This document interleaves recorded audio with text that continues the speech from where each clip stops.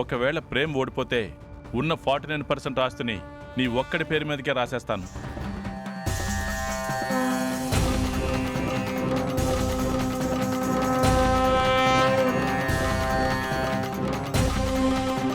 అదే ప్రేమ్ గెలిస్తే వాడి పేరు మీదకే 49% రాసేస్తాను.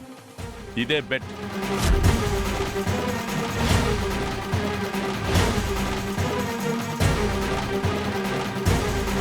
సిద్ధమా ఇప్పుడు?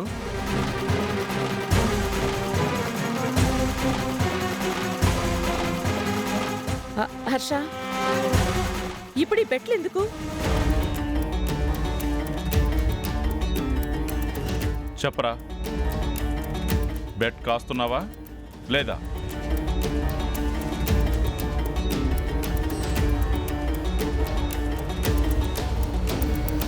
ఏంట్రా, అన్నమాట మీద ఉంటారని ప్రగల్భాలు పలికావు? ఈ బెట్ అనేసరికి మెట్టు దిగిపోయావా?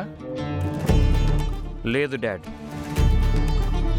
అయితే బెట్ కాస్తున్నావా? ఓడిపోయే గుర్రం మీద మీరు కాస్తున్నప్పుడు నేనెందుకు కాదంటాను డాడ్. Done done done.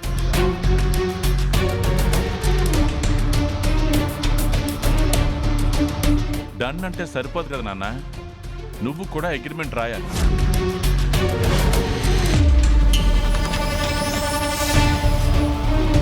వాడుకో రూలు నీకో రూలు ఉండదు కదా. Okay dad. చిట్టి, తెస్తాను సార్.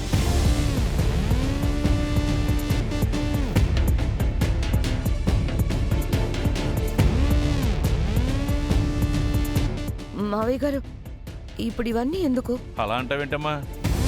ఇప్పటిదాకా మీ హస్బెండ్ గారికి కదా వంత పాడావు. ఈ కాసేపట్లో మీ గణాంకాలు మారిపోయినాయా? అలా రోజా ఎప్పుడూ ఆలోచించదు డాడ్. కొన్ని రోజుల్లో మీ గణాంకాలే తారుమారయ్యాయని మీకే తెలుస్తుంది.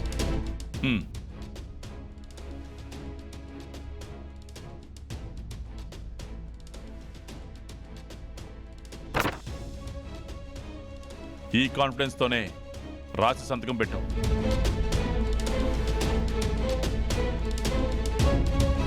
Yeah, why not? బట్ ఒక కండిషన్ డాడ్.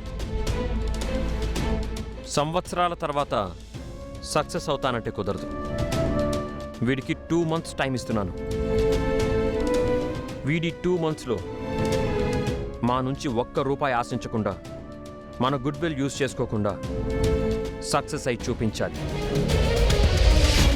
Only 2 months. దానికి మీరు ఓకే అంటేనే నేను సైన్ చేస్తాను.